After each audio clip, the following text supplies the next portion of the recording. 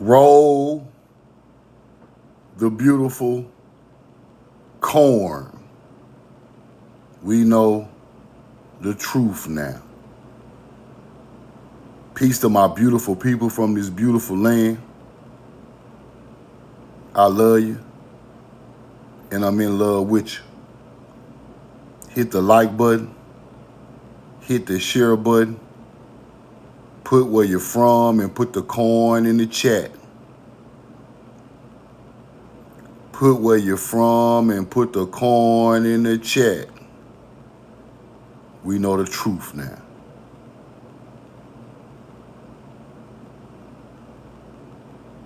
Easy Chef, what up, brother?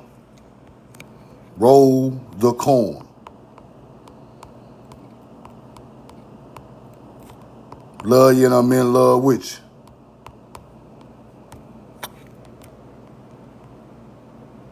Uniquely Leslie, roll the corn. Keisha the Hood Princess, love you and I'm in love with you.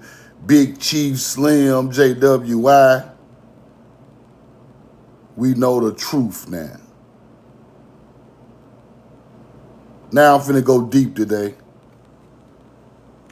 I'm going deeper. I'm going deeper and deeper and deeper and deeper. Because your history is not surface level. Surface level information ain't enough.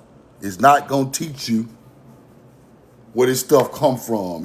This stuff is 8 layers. The truth is 8 layers deep under 8 layers of lies. And if you only peel back 3 or 4 layers, you got to keep going. You only know so much. You got to keep going. Don't think you done hit rock bottom with the knowledge. Don't never do that.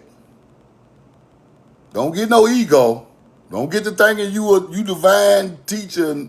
No, it's way deeper than that. This story is the greatest story ever told, ever. People, ain't no story greater than our story. And it ain't no 3 chapters. And this story is hundreds of chapters deep, people. And if you got through the first couple of chapters and you think you know everything, and you don't know nothing. Roll the corn. We know the truth now. This stuff deep.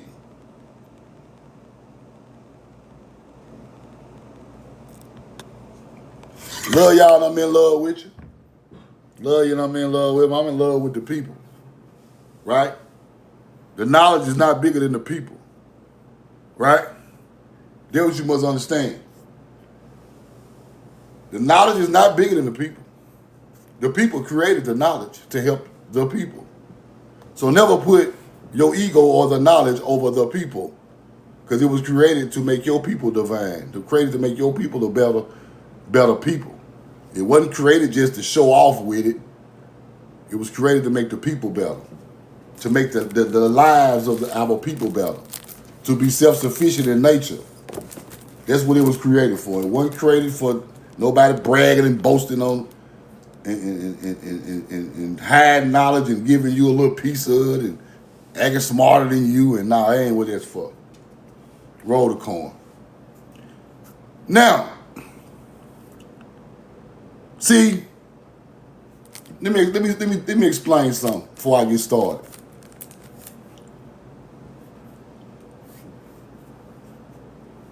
Truth now, I teach in layers, people. I teach in layers. Don't never think I'm teaching the rock bottom information, because you got to learn it in layers to get to the absolute truth. Right? You can't just give one lecture and think everybody know out. No, that ain't what this is about. Our history is so deep that when you think you get close to the truth, you're not even halfway there. You're not even halfway there. Even I know that. I'm gonna tell y'all the truth. I'm about 70% there.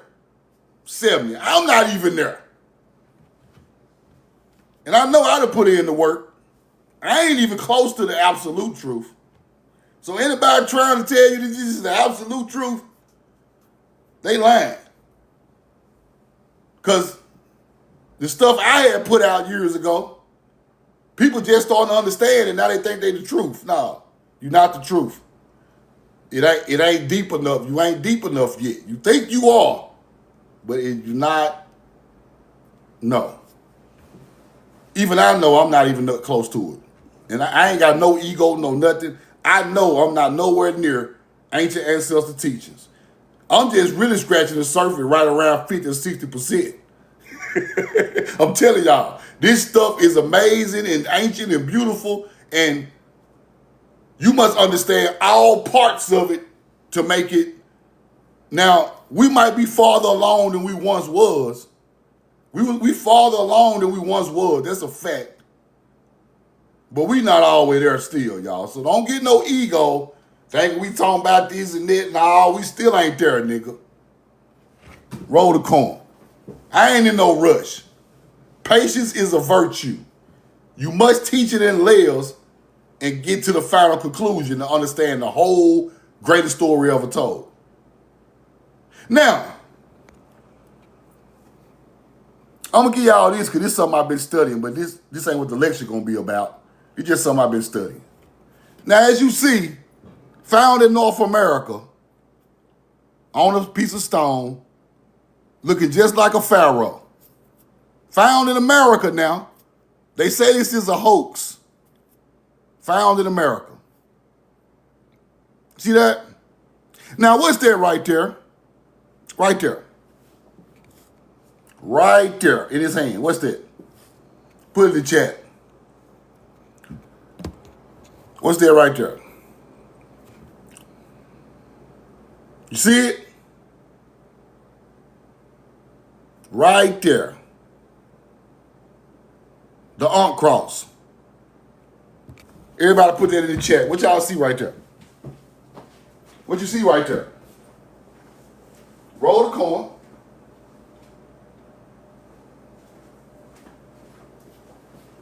This thing gets deeper now. Don't think it's just surface level and you the truth. No. That's the Ankh cross. What's that right there? What's that right there? Right there. What's that?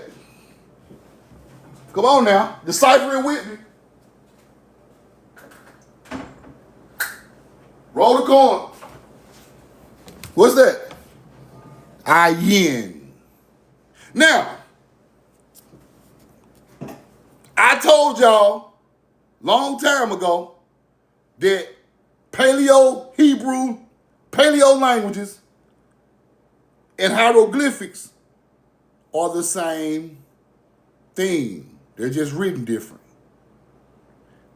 So they taught you in history that Ayin don't go with hieroglyphics. Didn't they teach y'all that? Didn't they teach you that? Ancient Egypt got their own language. Ancient Egypt got their own language. This their own culture. This their own, all that old bullshit. Did they teach you that? Roll the coin. Now, why do we got a yin and an Ankh cross and the cane found in America acting like it's some type of hoax? This ain't no hoax, people. This ain't no hoax. This our culture. That's what I keep trying to tell people. This is not Egypt's culture. Why does man look like this with a yin at the top and the Ankh on the right? Then you get this in Egypt later. It started over here. This is an American artifact. This is an American artifact with Paleo languages and the Ankh all in one. You can't debunk it. You cannot debunk this. Stop playing. This is our culture. That's why I keep trying to tell people. This is not no ancient Egyptian culture. This is our culture, which became ancient Egyptian culture. Let's keep going. corn.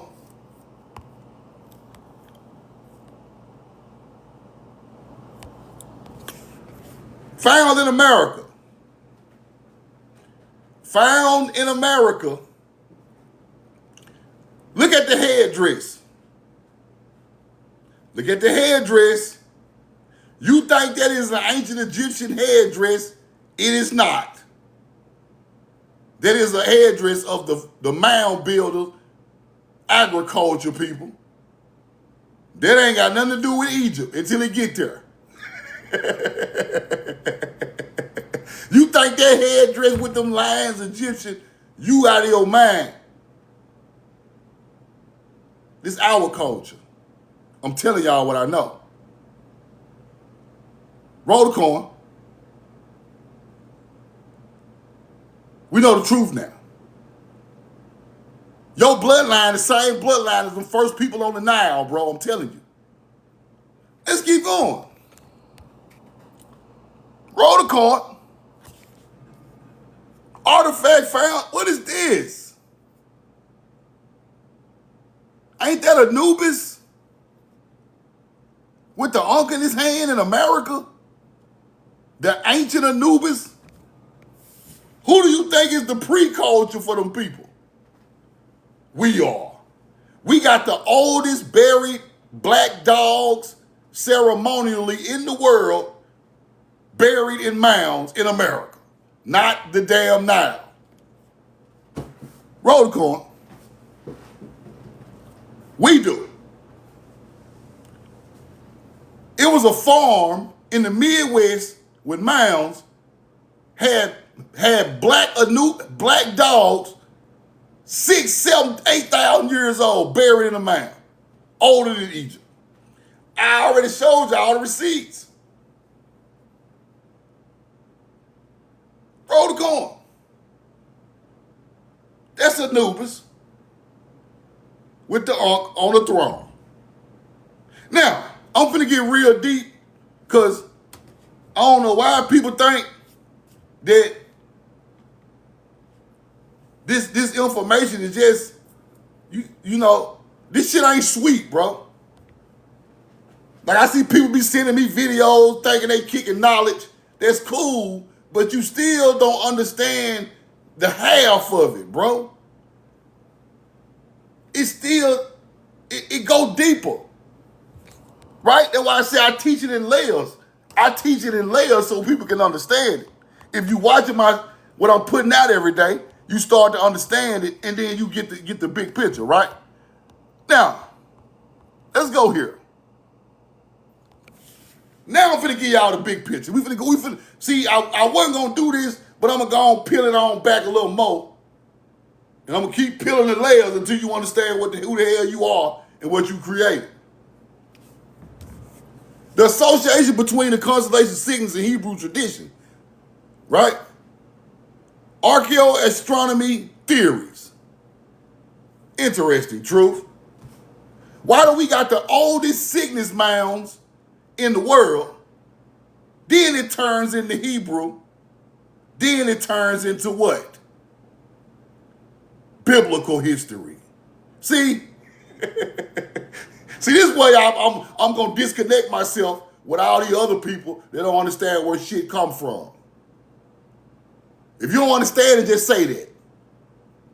Don't get on the internet acting like it's all fake and garbage. No, you just don't understand, nigga. Just be a man and say, bro, I don't get it, truth. Show it to me. Don't say, nah, the shit just fake and all these niggas is fake and this shit is fake and the Bible killed us. And no, nigga, no. The Bible ain't kill us. Hunter-gatherers fucked us up.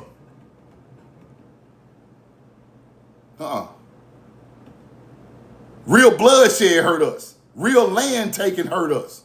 Real diseases hurted us. This book ain't never jumped up and hit me in my eye. This book ain't never burnt down my corn. This book ain't never burnt my house up. Stop giving so much power to the book. And start looking at the people who hurt your people. misinformed and hurt your people. They misinform you to hurt you on the back. It's a stab in the back. See, if you don't look at it as a stab in the back, this just to wear you in on some knowledge, get you sit there and get to read with them, then they stab your ass in the back. This just a distraction. These books distractions. It just get you just enough to sit there so they can get out on you later on. Now, we got the oldest Cygnus mounds in the world in America. I want y'all to remember that when I teach y'all what I'm about to show y'all. If we had the oldest Cygnus teaching, that means we created that from watching the stars. Let's see what that become all over the world. Then you're going to see the power of what your people created and gave everybody else something to believe in. That is powerful, people. Without your ancient ancestors on this land, these people wouldn't have no belief system nowhere. Nowhere. Put the coin in the chat. Put the coin in the chat. Let's keep going. Now, Deneb, the brightest star is Cygnus, translates to the tail in Arabic. Hebrew word Dan or Dayan means judge, right? Sadar, he who returns in a circle, who goes and comes back in ancient Hebrew. Now, let's keep going. Araded, Hebrew phrase for he shall come down. Hebrew biblical birds versus the swan. In Leviticus 11:18, talking about the water bird, often debated to be a swan or an ibis. Early Christian like Casper theorized the Cygnus represented the Tinja myth of the Hebrews. Why is the Cygnus got something to do with Hebrews? See, this is where the knowledge go over these niggas' head. See, they don't understand it. They just think Hebrew is the white folk Bible.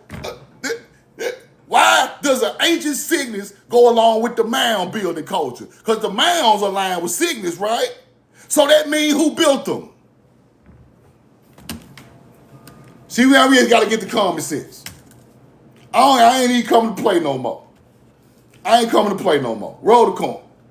So, if the Hebrews knew about Cygnus and the mounds aligned with Cygnus, right there in Mississippi, Alabama, goddamn Florida, Georgia, who built them mounds? I'll wait.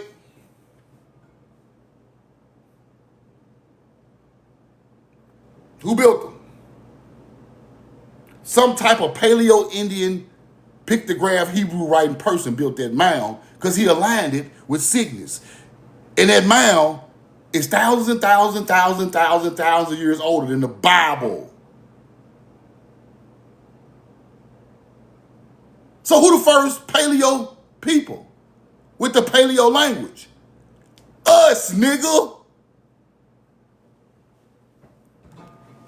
Now come try to debunk truth now and get your head bust because you're playing and you don't know what the fuck you talking about because white folks put their hands on it don't mean it ain't divine. That's the only reason you put your hands on it because it's divine. If it wasn't nothing, they would have never touched it. You can't give them people that type of power, bro. That's the real trick.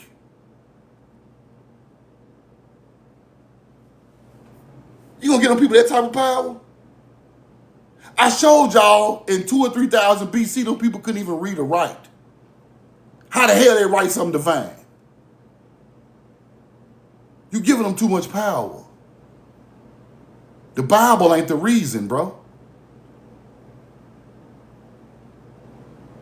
You giving them too much power. They ain't got no power. They didn't write nothing that was thought-provoking or beautiful or led your people to know peace. They didn't write none of that. How you call them a hunter-gatherer, then they write the most peaceful book on the earth? They don't go together. Either you can do it or you can't. They can't do it. They didn't do it. They weren't even equipped mentally to even write poems. Poems come from agriculture teachings. But let's keep getting deep.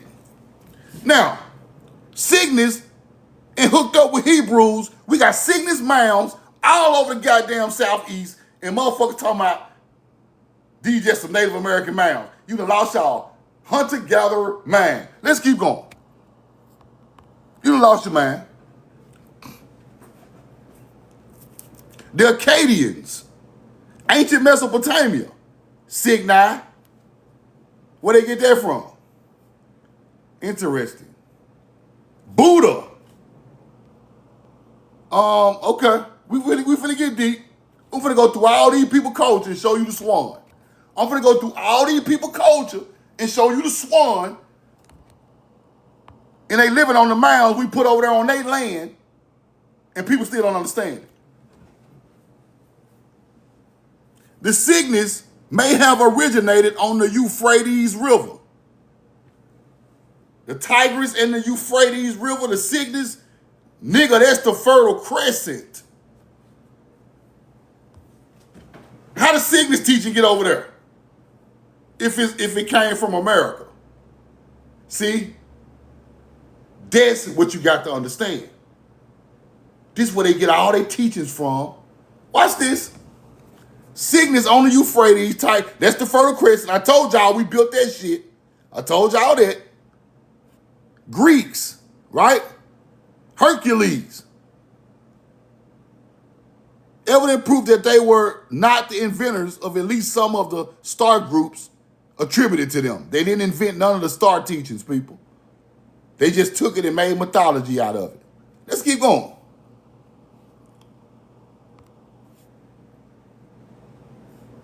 The Gospel in the Stars, Cygnus, known globally as the Swan or the Northern Cross, was tied to Hebrew theology through its stars. Interesting. Interesting. The mounds in America align with Cygnus. The pyramids of Giza align with Cygnus.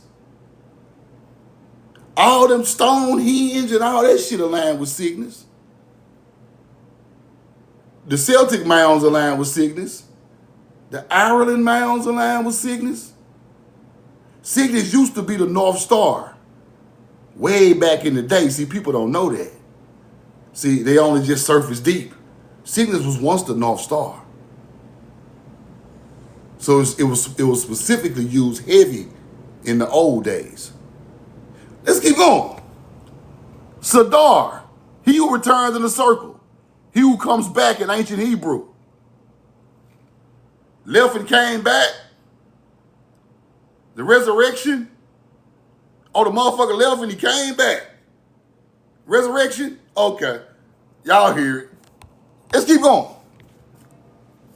Pictures of Jesus. Uh-oh. Here we go.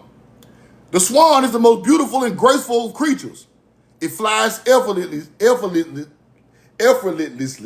gracefully through the skies, reminding us of our altogether lovely Jesus, full of grace and truth. He is the one who has come away for a little while, but is coming back.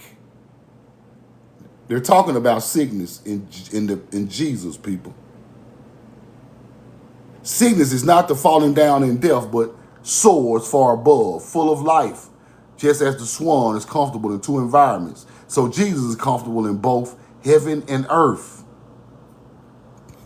If the swan goes under the horizon, that means he's in the afterlife. That means the swan is in hell, if you tell it in biblical terms. Where they get that from? If you tell the story in theological terms,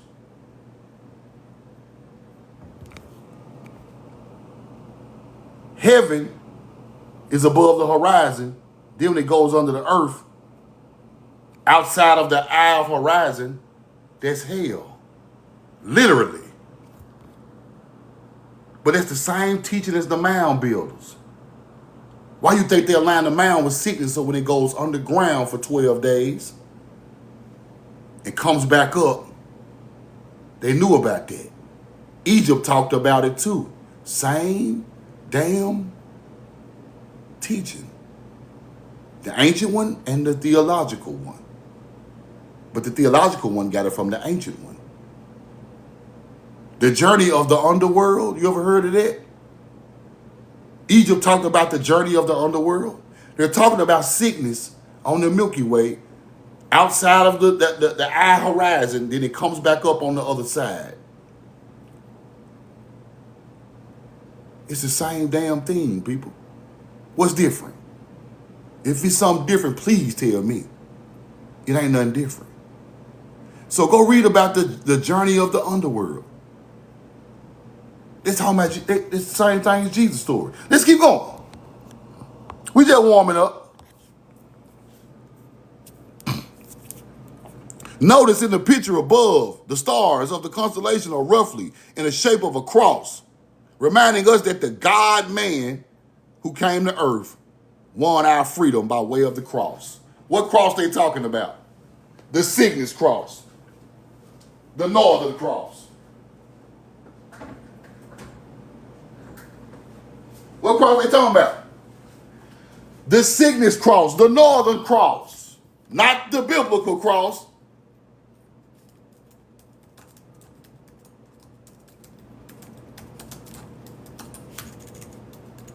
Same thing as the mound builders. Roll the coin. Let me show y'all something. Same thing as the mound builders. Right there.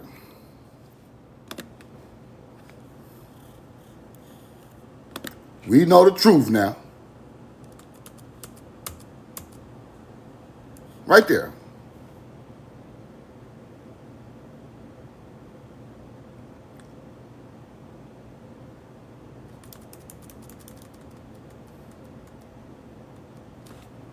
The Northern Cross version of the constellation Cygnus, the motherfucking swan, coming from the summer triangle. Swan, Cygnus, Northern Cross, there you go. He leaves and he rises again. Okay. Let's keep going. Okay. Now, if you don't understand who created that, that ain't my fault.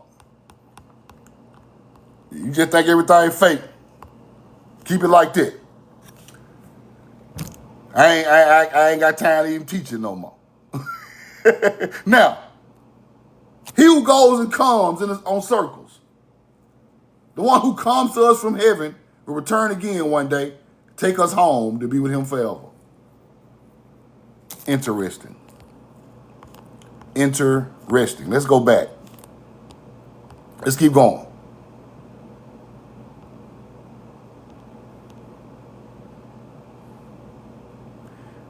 We right here.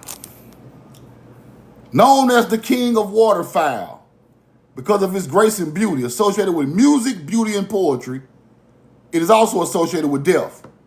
You've heard of a swan song. This is the metaphorical phrase of a final gesture, effort, performance given just before the death. A final performance given before the death. Lyra. Now, if truth now gonna give you a final performance before my death, and the summer triangle has 3 spots, what I'm gonna use to play my final performance with? Huh? What I'm gonna use to play my final performance with? If I'm gonna leave here on the Cygnus bird, the harp. Chief Michael, love you and I'm in love with you, because the harp is Lyra in the triangle of the path of going home. the swan song, last performance, the harp. This is a beautiful teaching from a beautiful people. This ain't got nothing to do with a hunter-gatherer. It's coming right out the sky. Now watch what this story turns into later on down the line. Let's keep going. See, there's layers to this shit. Don't crack one or two layers and think you just cracked the whole thing. No, it's deeper. Way deeper. Way deeper. Now, roll the coin.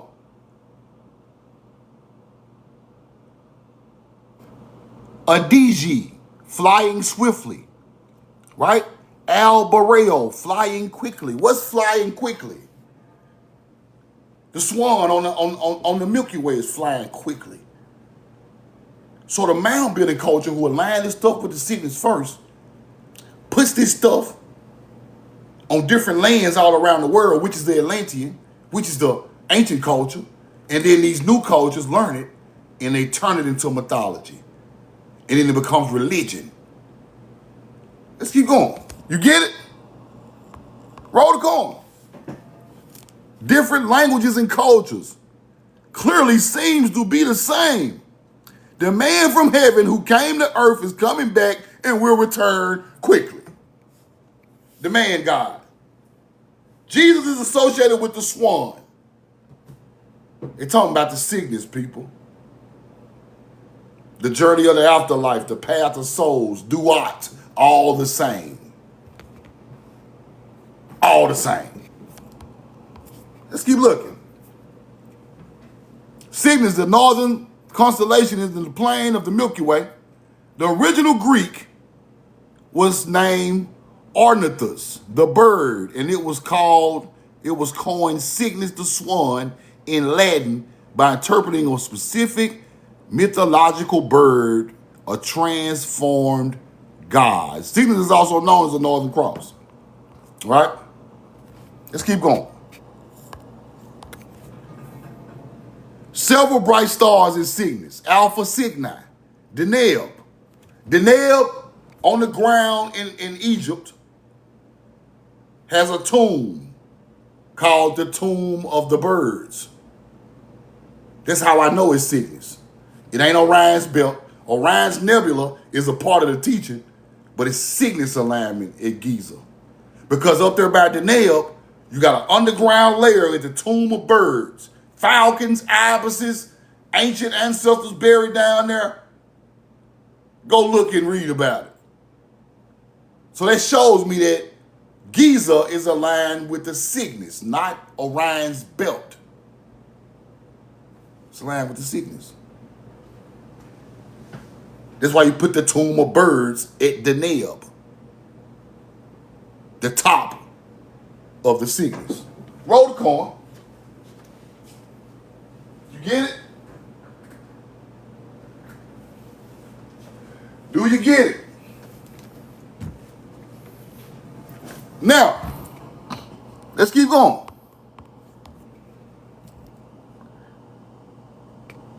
Now, what you got to understand is these early languages transformed and transformed and transformed all the way into the biblical teachings of mythology. So if you're a dummy, you think this when Hebrew started. When they get to talking about Jesus. If you a damn dummy, you get to thinking that's when their language started. That's when their teaching started, when the Bible was written. No. I see stuff in 2,000 or 3,000 BC talking about thou shalt not steal and kill and destroy their own people. Now why? In Mesopotamia, they got ancient artifacts talking about thou shalt not kill and steal and destroy and covet thy neighbor in 2500 BC.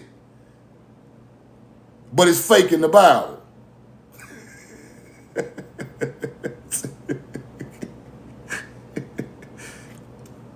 Let me explain something to y'all. How you gonna say a YT man, a caveman, but he got morals in the Bible.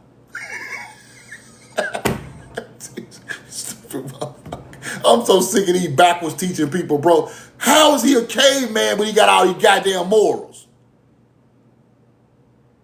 He's so polite. And let me open the door for you. You can't teach both, bro. Either he a caveman or he a motherfucking gentleman. Either he got morals or he don't. So, whoever said thou shalt not kill, destroy, covet thy neighbor's wife, and all that, he must have some morals.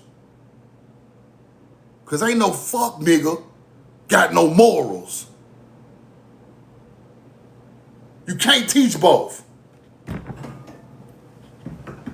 You contradicting yourself. If they can't read and write and ain't got no morals, how are they telling you not to kill and rob and steal?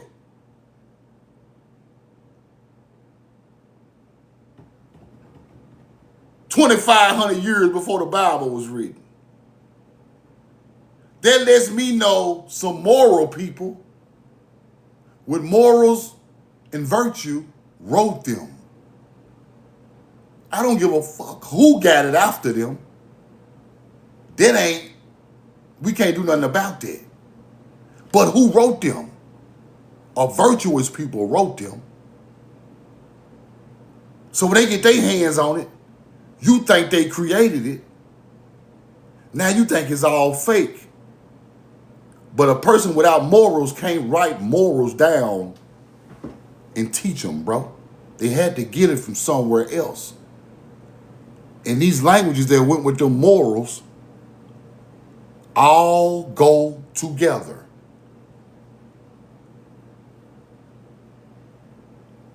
So if they ain't got no written records,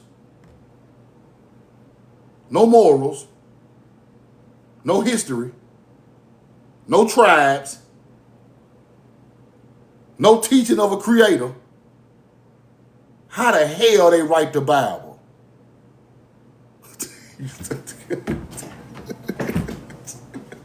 Come on, bro. Motherfucker couldn't even read 2000 BC, bro. And now today, they created all of it. They kicked us upside the head with it.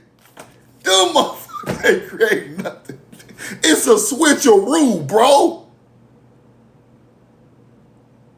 You telling another people's history and you threw in the main character.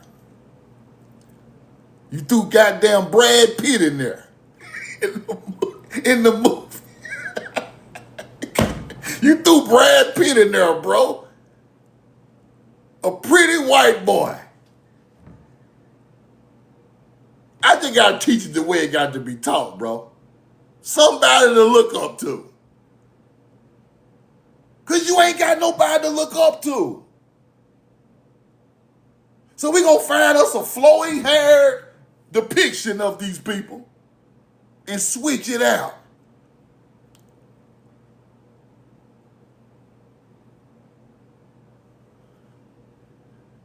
And we're gonna get a fine-tooth comb and go through all them ancient records, and anything don't contradict us being the truth, we're gonna switch it out. We're gonna take these star stories and turn them into real men and switch it out. Now the book is ready. And we give it to the world. Because that book taught us virtue, how to be good people.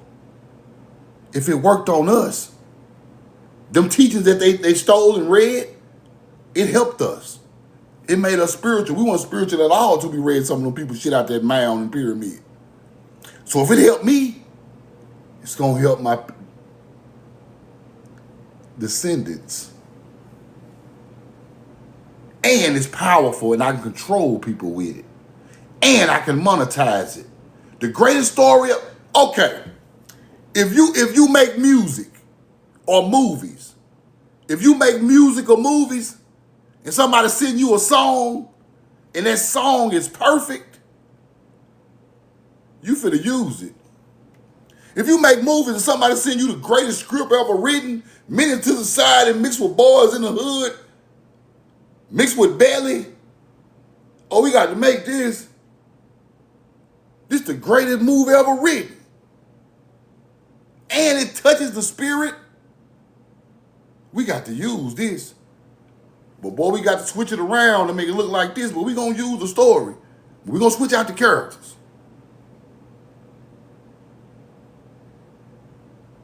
You do not come into contact with something so powerful and don't use it, people. They're just dumb. You just be a dummy if you don't use something that is powerful and you trying to come up as a culture. They gonna use it. I'm sorry. Let's keep going. You're gonna use it. Roll the coin. Let's get deep. Let's get deep.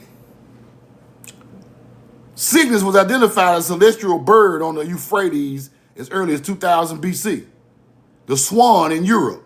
Cygnus had, like Lyra, once been seen as a vulture, making it an obvious destination for those human souls being accompanied into the afterlife by a psycho prompt, Greek for soul carrier, right? Cygnus was the eagle of the Arabs. Cygnus was the eagle of the Arabs, a mythical bird known also as the rock or rook. This was venerated by the Yazidi, the angel-worshiping descendants of the Sabians of Haran, as a famous Kudish for God associated with the mysteries of the north. Now we're finna get deep. Read that.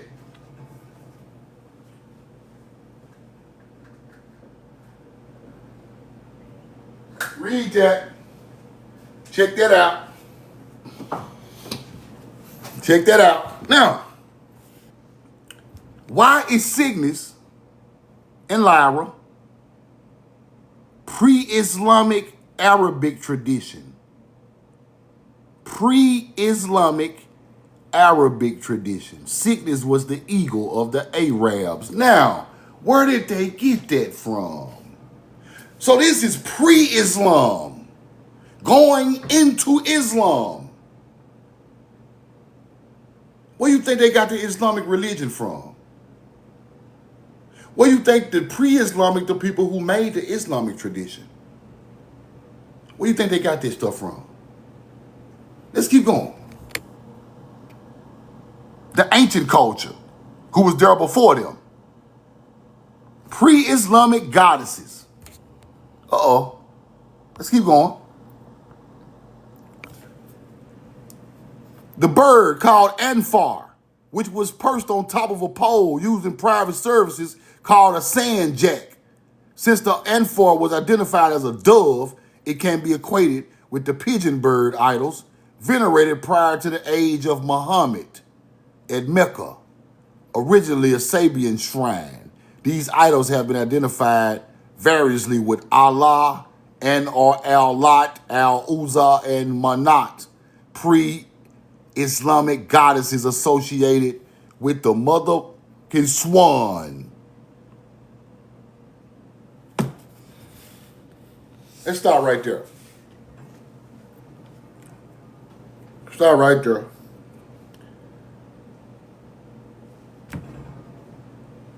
This is showing a culture going around the world, putting this Cygnus teaching all over the world, and different hunter-gatherers are picking it up as they build their religions.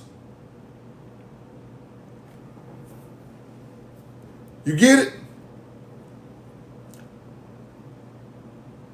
Pre-Islam goddesses of the swan. Cygnus.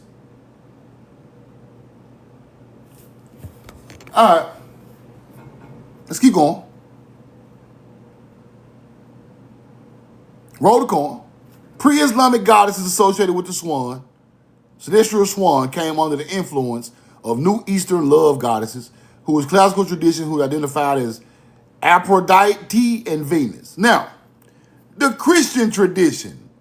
Cygnus was seen as the cross of Calvary as early as the 6th century and arguably as far back as Roman times, where the crucifixion scene was associated more with the pagan god Orpheus,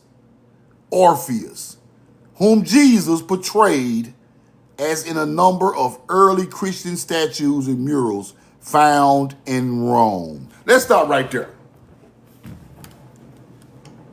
Orpheus, huh?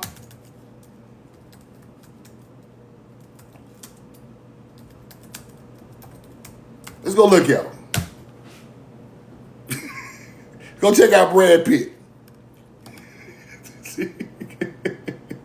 Now, what's funny about Orpheus is, this is what's funny about the first Orpheus. I'm going to show you. Roll the card.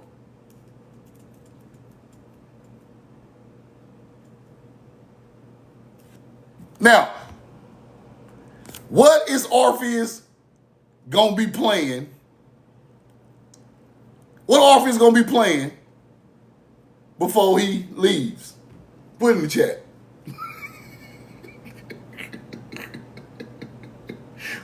Now, just teach y'all, what the hell is old Orpheus playing? Roll the card. Damn, old Orpheus.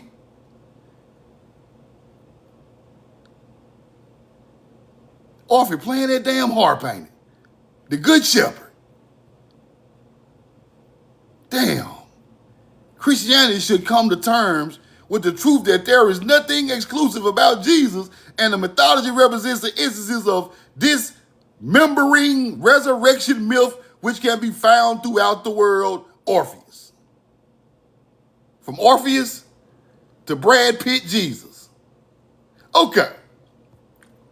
Now, look at your boy. Check out your mans. Orpheus, a divine musician. Good shepherd, ancient Rome, pagan sacred shrines. Orpheus, seated in a mandala surrounded by animals, which is attracted by the divine music. He holds the lyre. His mythological has striking parallels to that of Jesus. The lyre is what? We know the truth now. Lyra, the harp. Okay. In the motherfucking sky. Okay. Let's keep going. We know the truth now. Hold on. Where we was at? We're not done. Orpheus, crucifixion. Classical tradition, the swan of Cygnus was originally said to have been Orpheus, god of the underworld. Cygnus was occasionally shown in Christian planispheres at Christ on the cross. His wounds perhaps correspond to his principal stars. The wound stabbed in his side, right? Christian symbol of the Holy Spirit. Greek, suma, derived from the Hebrew concept, the spirit or breath of God, Rosh, and stems from I think I got that on the next receipt. Hold on. See if we get that, blow that up a little better. Here we go. God's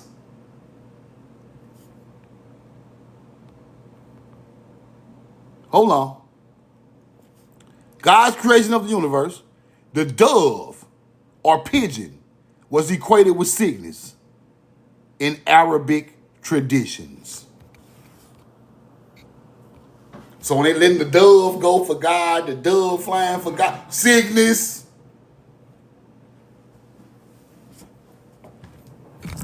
Roll the card. That's what it's about.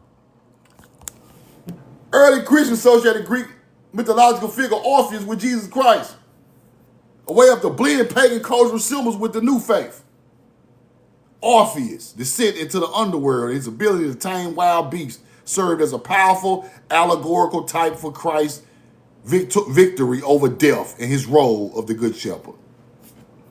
Connection was particularly common in Roman catacombs early Christian art, the association who's built on several key parallels and interpretations. Now, the information I just showed y'all, this is why you stick a cross on top of a mound. Right? This is why you stick a cross on top of the mound. Boop. Because they know the ancient mound building culture is the first people with this type of teaching.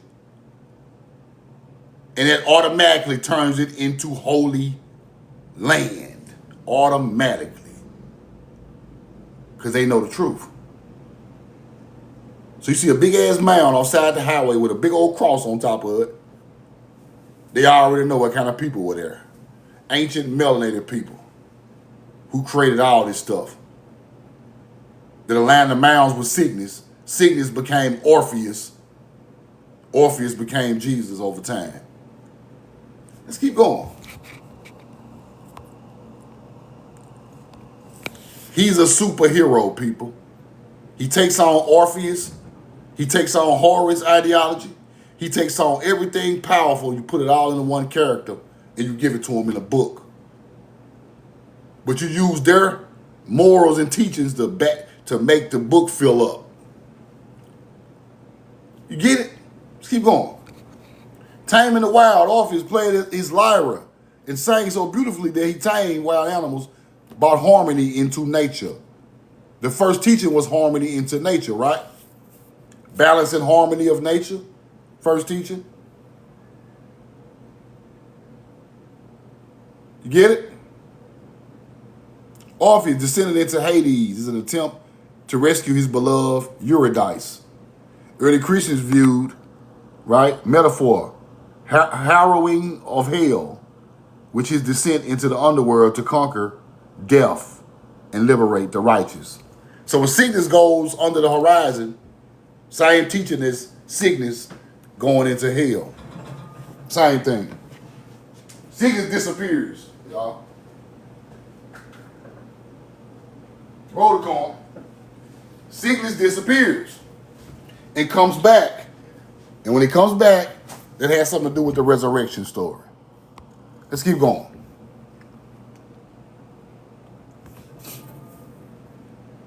Jesus using the exact visual of the style Orpheus, a young beardless musician seated in nature, holding a lyre, a harp, surrounded by animals and a flock of sheep.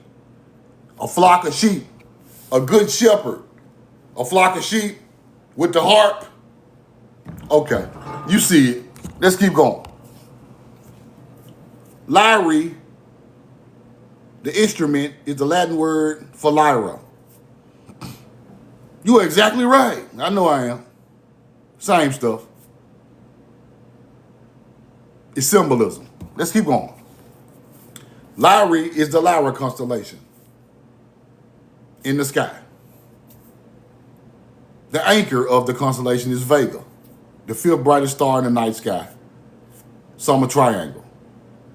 Altair, Cygnus, Lyra, summer triangle. You get it? Let's keep going. The Christian cross of Calvary, seen as the cross of Calvary, early 6th century. Right? I think I showed y'all that one. Cygnus found in the center of the Milky Way. Let's go to that part. Milky Way.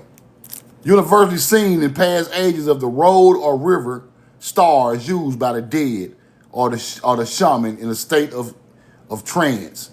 Ancient cosmology, the Milky Way was equated with the world tree, around which curled a serpent.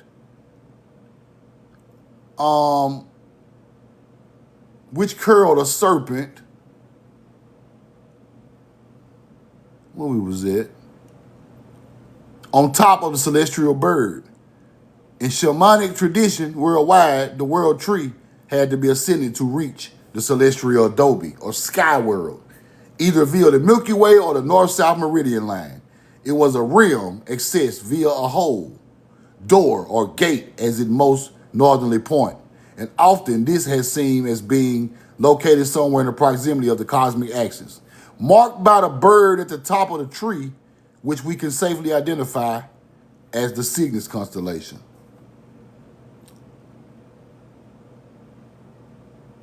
All right. Roll the coin.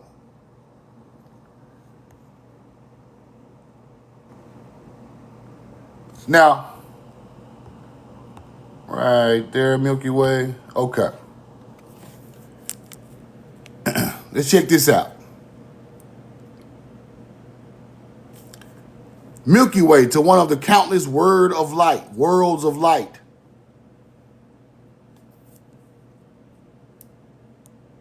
It also makes sense. Karahan, Tempe, secondary alignment toward the sunrise in the summer solstice. From here, 9500 BC, the Milky Way emerged from the horizon and rose almost horizontally until it reached the stars of Cygnus, which would have hung just above the northern hemisphere since 9500 BC. Did the early Neolithic world associate Deneb and the stars of Cygnus with cosmic life and death as their descendants, and Sabians, Mandians, and Yazidi would seem to have done? If correct, how did the Deneb and the stars of Cygnus become so important to our earliest Neolithic ancestors? The answer appears and lies in the fact that between 6,000 and 15,000 BC, Deneb was the pole star at that time, way back. At the same time, the Milky Way would have risen up from the eastern horizon to where Cygnus occupied the pole position. The stars of Scorpio, and anciently seen as a serpent, were placed at the base of the Milky Way, expressed as the world tree. Fire.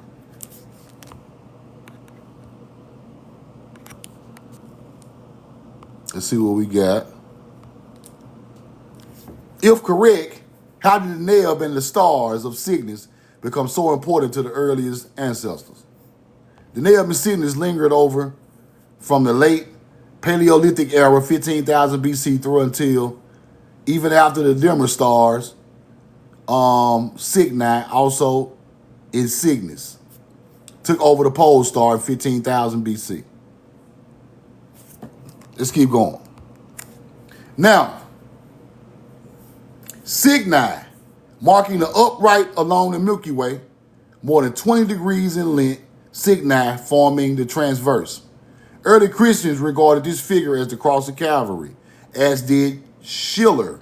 The Northern Cross is certainly more often perfect in form than the famed Southern Cross selling in the West. Let's go into these different ones, right?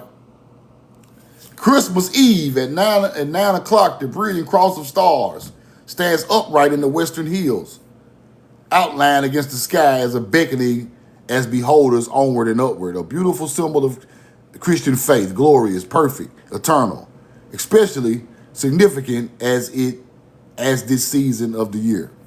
Cygni, vacant spaces in the Milky Way, was black, seemingly bottomless abyss, the brick over which men peers into profound and mysterious depths of interstellar space. This wonderful region of the sky is known as the Northern Coal Shack. Right? Keep going. Cygnus was Sadar by the Arabs, meaning the hen's breast. It lies in the midst of the beautiful stream of small stars, itself being involved in a diffuse nebulousity extending to Cygni. Arabs, right? Sadar and a widely Cygnus swan constellation carry massive historical and cultural significance in the Arab world because of the early Arab and Islamic astronomers. Now, where did they get that from? Right? Because the old culture is the mound building culture. That means the mound building culture moved to that area where these people are from, and they get their religion and teachings, their ancient teachings, from another people's culture. It's cultural assimilation. You get it? This is how you build Their religion's up.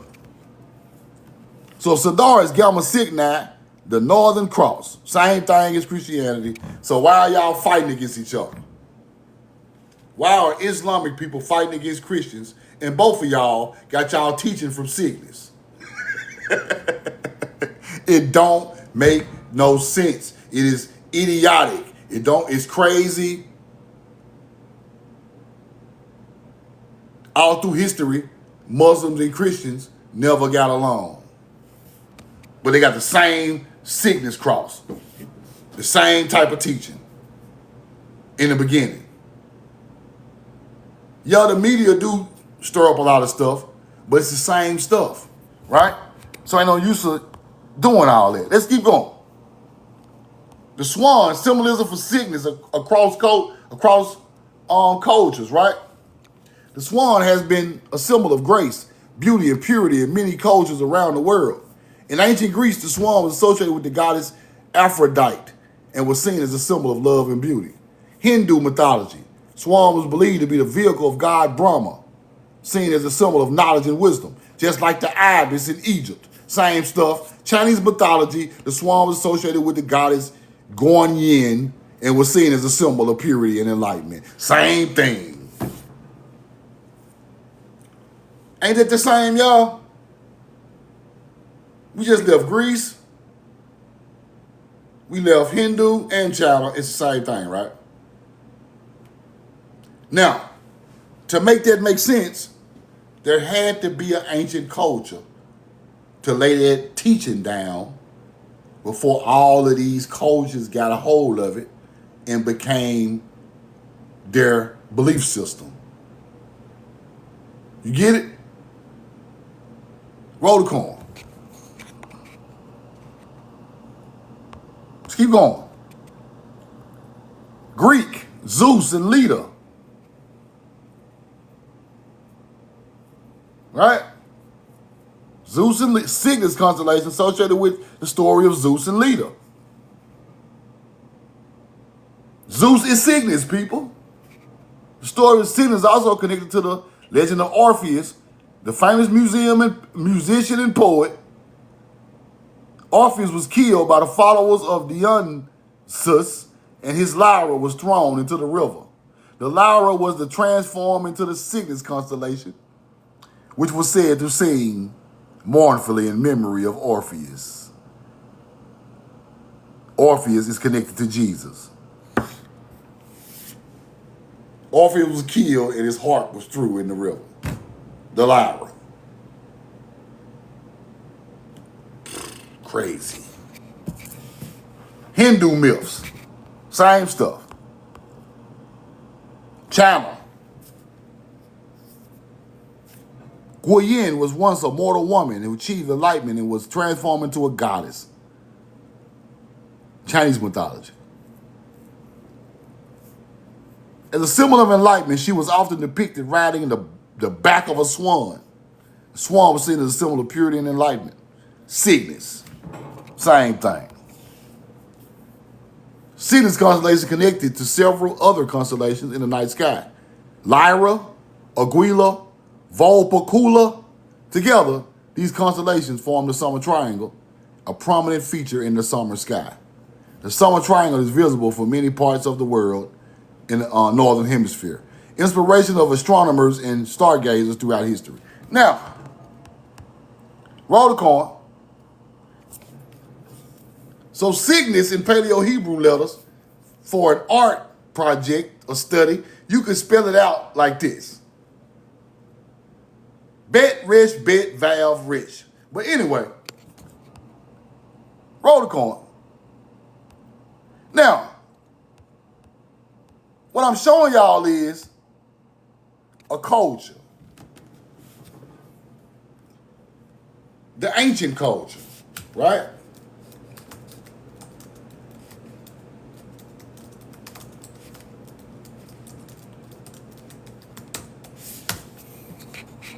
And this is what I want to show y'all. Now, after I showed y'all all of that, the mounds in America or aligned with the constellation Cygnus. And they older than all of these religions and traditions.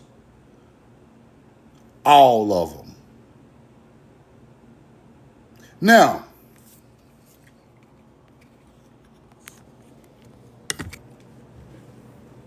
I showed y'all that Cygnus had something to do with Paleo-Hebrew.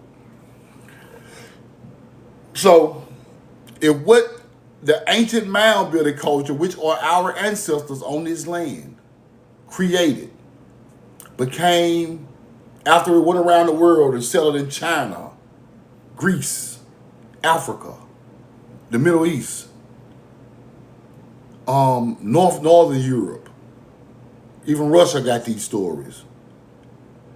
Our ancient culture went around the world and put the basis of this stuff right there on these other people's land. Because the oldest Cygnus alignments coming from America. So now it's showing our people going around putting this stuff all over the world. And then here comes these other cultures behind it, acting like they created it. But really they got that culture from the people who was there first. That's why you always see melanated people as the first Buddha, as the first Brahma, shit like that, as the first so-called pre-Islamic people. You always see a brown-skinned brother. And then it becomes the teaching of the land. Now, of that land. But it's all the same story. Swan ideology. Celtics and Irish. I want to show y'all this too before I stop it, right? Symbolizing transformation, outer world, eternal love, Celtic and Irish mythology, Elah. Symbolizing transformation, outer world, eternal love, Celtic and Irish mythology, Elah.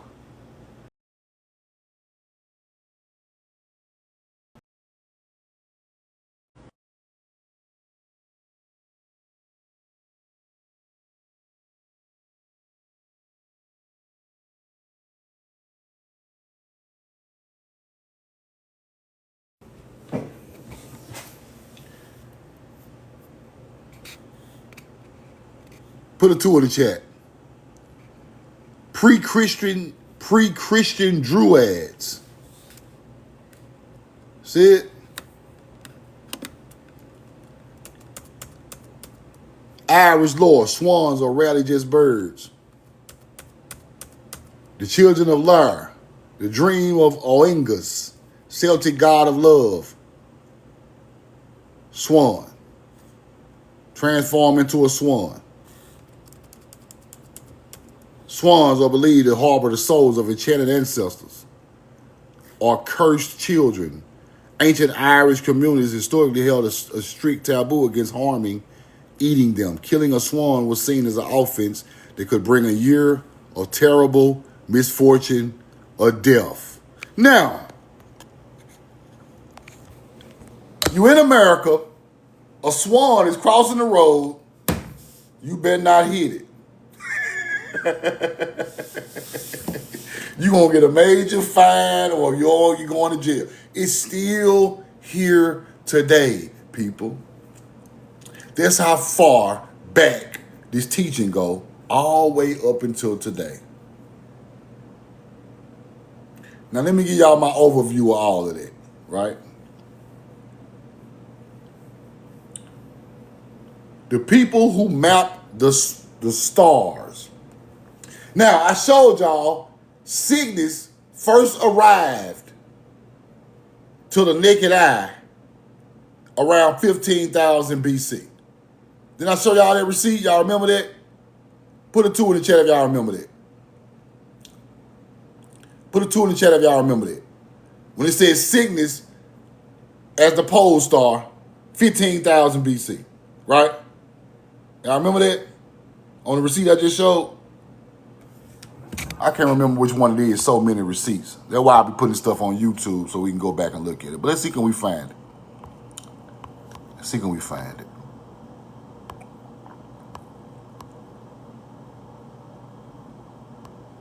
Right here.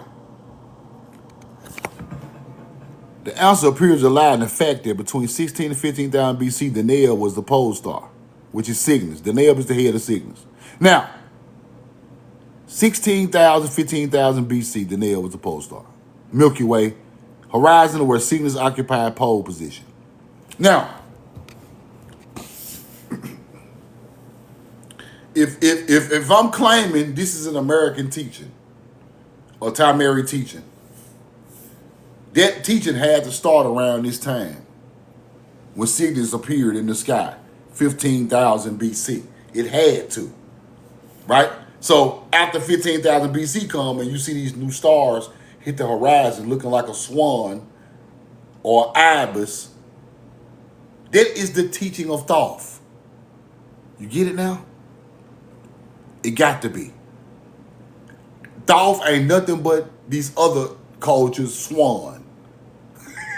Thoth ain't special. He ain't special as these niggas try to teach you he is. Everybody had that teaching.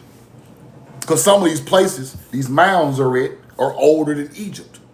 But the ibis or the swan teaching was still there. Now, put a 2 in the chat, 2 in the chat, 2 in the chat, 2 in the chat. Got it? 2 in the chat, 2 in the chat, 2 in the chat. Now,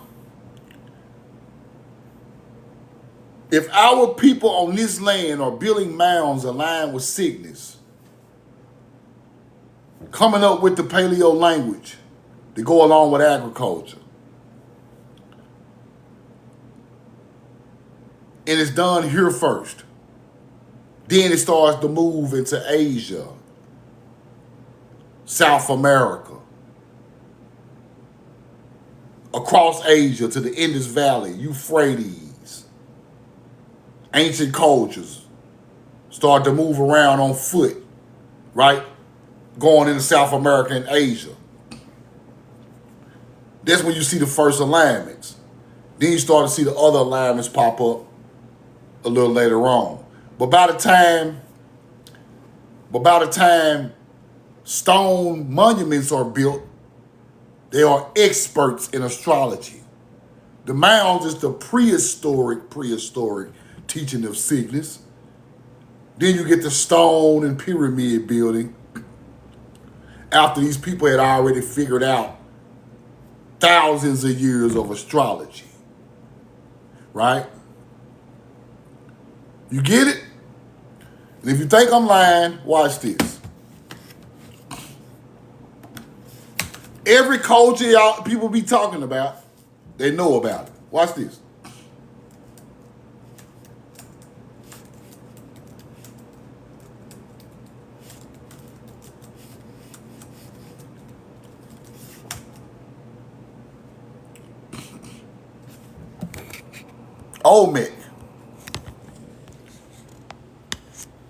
Olmec were aware of Cygnus constellation, astronomical alignments of their monumental architecture. You get it? Mayans. Let's go see what they know. Deep sacred understanding of the Cygnus.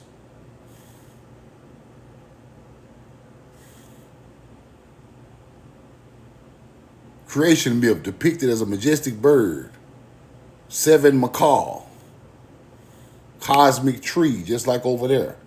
The Milky Way, cosmic tree with the serpent. They told y'all that the bird sat on top of the pole star and the snake was coming up the world tree. Same teaching, Mayan, same shit as in Europe. Now,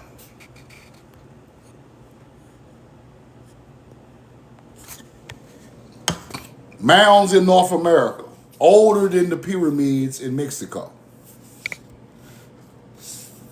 older than the Olmec, older than the Egyptians. So we look at the most famous cultures, Olmec, Maya, Egyptian. All of them believe in Cygnus. Then you got the old ancient Cygnus culture of the Mississippi River. Who are their ancestors? It's common sense. Who are their ancestors? The Mississippi River people. That blood flows through y'all right now. You American Indians from the Southeast. It flows in your blood right now. That same Olmec blood, that Egyptian blood, all of that.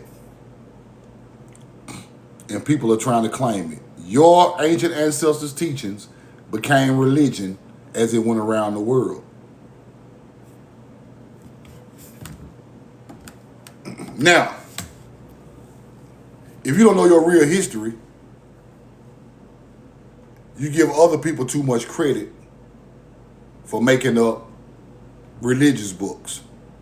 Wouldn't be no religious book if your ancient ancestor didn't create the star alignment for Cygnus, Orion's belt, Orion's nebula, Lyra, Aquila. Wouldn't be no American flag. Wouldn't be no red, white, and blue flag. Wouldn't be no Jesus. Wouldn't be no Holy Quran. It wouldn't be none of that. Then you tie in the agriculture with it, then it all makes sense.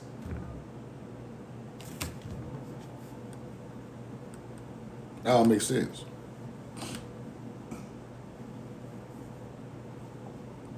Now, as you look at these different mound sites all over America, even Serpent Mound has a Cygnus alignment, right? All over America, mounds aligned with Cygnus. Who are these people? How did they start looking over time? Just like this.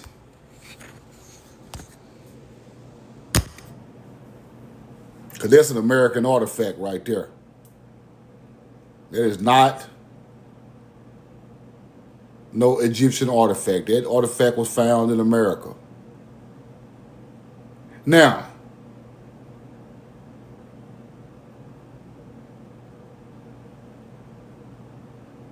if the people had evolved and became divine, if the people became divine and evolved off the Mississippi River,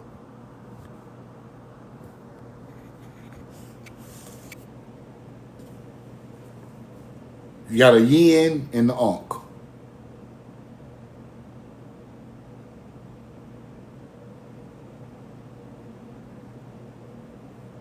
This is an American artifact. They try to claim they not, but this is an American artifact.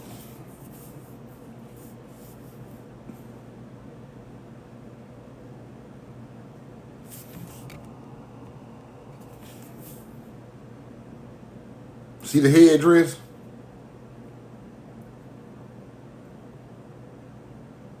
Now, let's use common sense. Let's use common sense, right? What the hell? Hold on. Let's use common sense. These people are using minerals from the earth. They don't nobody else in the world know nothing about. They know agriculture, don't nobody else in the world know nothing about. But a couple of people. Mesopotamia, Egypt, and America. Them the only three places at that time had this knowledge. Why? Because they're the same people. The people left here and built those other places, and they got the same knowledge. The rest of the world was prehistoric. These are the ancient cultures. Now, when I show you corn over there with these people in BC times, that lets me know that these people come from Tameri, which is America.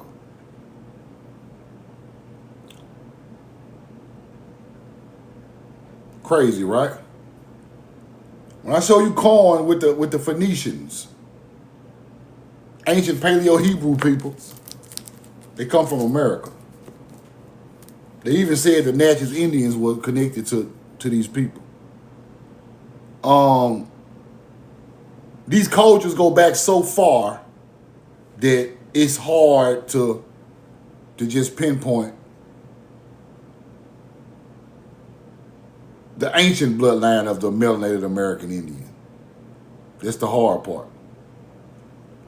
But I know they are agriculture people, that's for sure. And this history is way bigger than what we think it is. Some of these famous cultures that went around the world on ships and all this type of stuff, and some cultures walked, right? They're so old. These are the greatest people that ever walked this planet. Those are the divine beings, the so-called Atlanteans, the so-called people. But the melanated American Indian are descendants of those people in the Southeast. I'm telling you. They are descendants of those people. In old times, they're descendants of them. So I want you to look at this thing a little deeper. Just keep going, look at it a little deeper. It's all there. But as it comes out, we are starting to find out who are the prehistoric cultures that lived in Georgia, Florida, Alabama, Mississippi, Indiana, Wisconsin, Louisiana. We started to figure out who the ancient cultures were. And that's what I want to know. That's what I want to know. Because if you find out the ancient culture, you can narrow it down, right? To what the people was actually doing.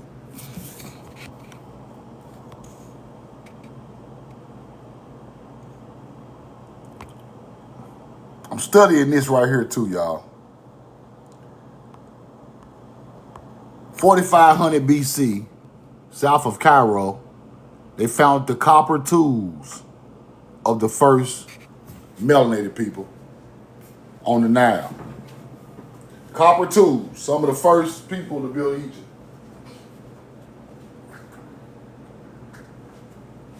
Now, why is this important? Why is this important? See, this is research that goes beyond regular research, right? Now, I told y'all about the copper in the Great Lakes, right? So this kind of goes along with the copper in the Great Lakes. Well, 4,500 years old tomb burial, along with copper tools and ceramic vessels, suggested high social status and possible foreign connections. Possible foreign connections with the copper tools. See, this is what they don't want to teach you. They know that copper in them pottery is not African. They know it, people. That's why they say foreign connections. See it? They know the copper that they found with these ancient people do not even come from Africa at all. They know it. But they put little tidbits in the knowledge, right? They put little tidbits in the knowledge to just make you think about it. But once you really understand the world and understand that copper smelting came from America, and they know it. Let me show y'all something. They know it.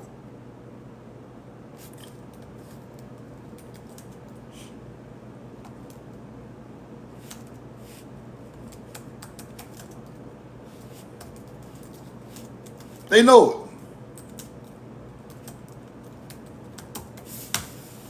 See, this is what they know right here. And they won't tell you, right? This is what they know. They know that in America, around 6,000 BC, the bronze copper age jumped off, right? They know that. Indigenous communities in North America engaged in large-scale copper mining in the Great Lakes. They know this. Ain't nowhere else in the world messing with no copper out the mine in 6000 BC. They can stop lying. The copper culture, copper Bronze Age culture comes from here. Long before societies in Europe did. And Africa. Y'all can stop putting Africa in there too. And we trying to hide their ass. We are the copper culture people. We built the first knives and swords and copper artifacts in the world. They know that. So when they go look at something like this, and they get to testing their copper, but they don't want to tell you where the hell it come from, foreign connections. What area in the world y'all talking about? What's the foreign connection with the copper tools? You get it now? This is the type of shit I be researching.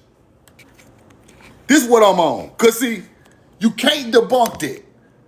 Once I find how pure that copper was, y'all pulled out of my girl tomb, and it say anything over 95%, that's American copper. They know that. But they hunter-gatherers is going to blow up their history because they acting like they connected to these people, but they know. Even in Mesopotamia, that American copper was popping up. Europe, they know it. It's only one place in the world with pure copper, people. Over 95%. America. North America, to be exact. The Great Lakes, Isle Royale, Koweenaw Peninsula.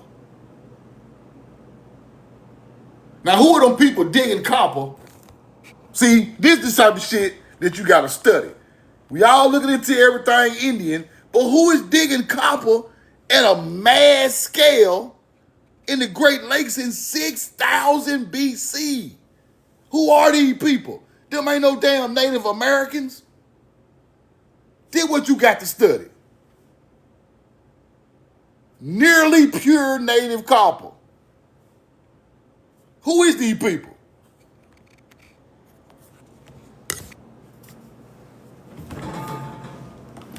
Then what you got to start asking yourself, they're so old that you can't compare them to nobody, right? Now watch this.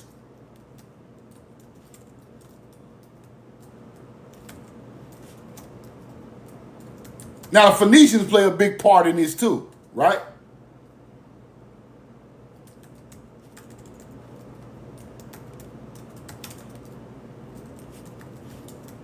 The Phoenicians.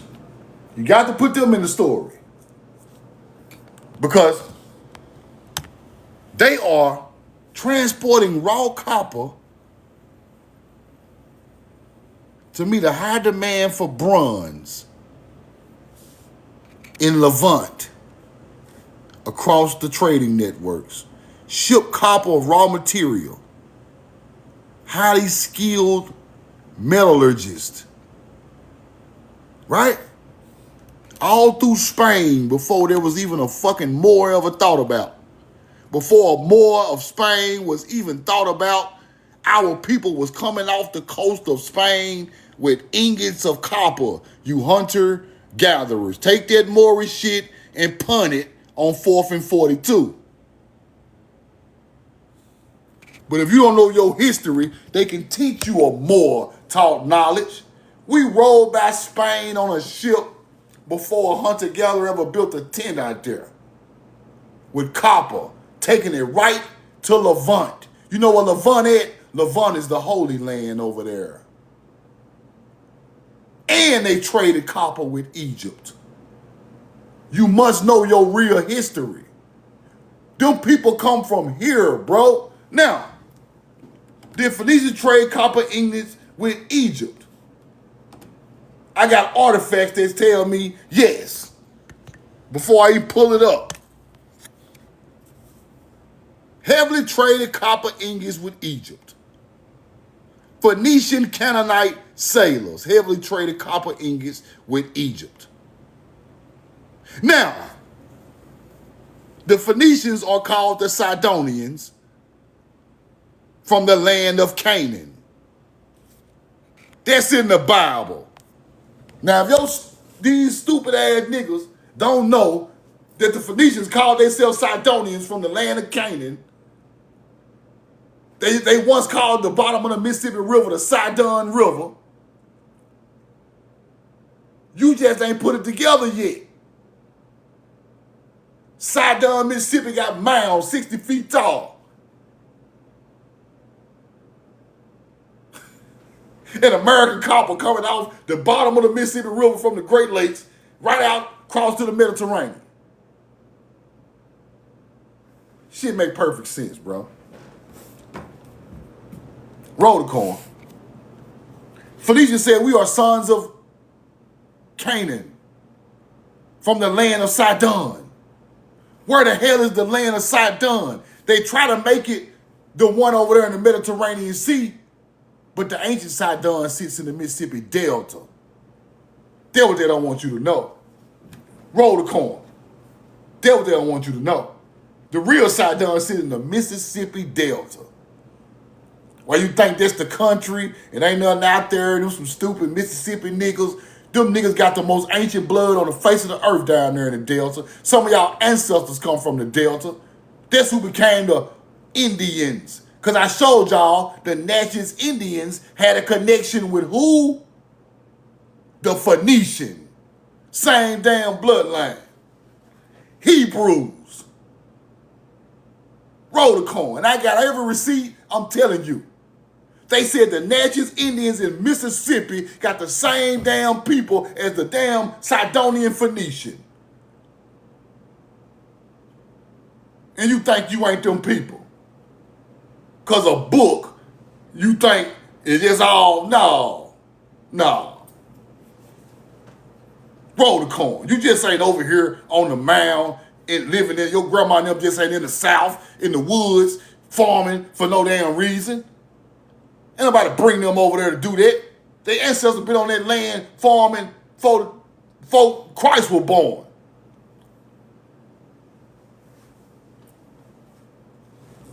We know the truth now. Now you see how powerful and important your people is? See who they really are? You see why they want to beat you and act like you ain't nothing? Everybody want to argue with each other and act like that. Nah, that's why they want you to do that. Your people come from the greatest people on the planet. The Phoenicians built stone cities with columns all over the Mediterranean Sea, people. The Egyptians built the first pyramids in Africa. Wasn't no damn pyramids in Africa till our people got over there. Why are the Phoenicians, the Sidonians, and the damn first Egyptians so connected? How they even know each other? Same damn culture. They just come from different parts of Tameri, but they know each other. Just don't pop up and get nobody no copper. Them your damn kin folks. Roll the coin. Who pulling up in 2000 BC just giving folks copper? I ain't. Roll the coin. We ain't got no goddamn telephone to call these folks and sell the damn copper to them. You got to know where your people at in the trade routes of your people. We're going to stop by Egypt, swing by here, and go to the crib, bro. Because we already know they're there. Ain't no goddamn iPhone. So you must know that written history or a connection with them people show you where they are from, where they at. When we left from over here, where all my people at on the land over here. So we go through there and trade with our people. The same way we traded on the mounds in America. Do you get it? We used to meet up and trade at the mounds in America. We met up and traded at the new beautiful spots in new lands. Your culture didn't change. You just got bigger and bigger. Roll the coin. The same way they traded at the mound in the Mississippi Delta, they traded at the pyramid in Egypt, nigga.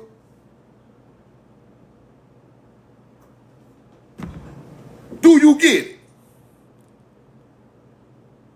Ain't nothing changed. But they hid your culture and make you think everything ain't connected. Ain't nothing changed.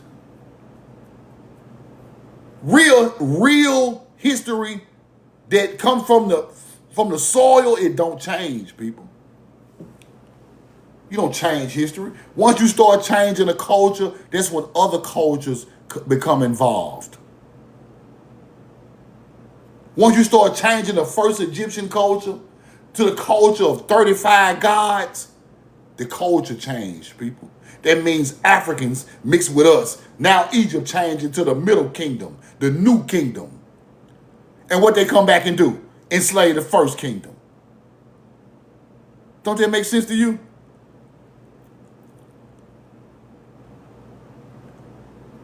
Akhenaten had one belief. Then here come the other kingdom with all these other damn beliefs. You got Akhenaten ass out of there, right? What you think was happening then? It's a transfer of power, people.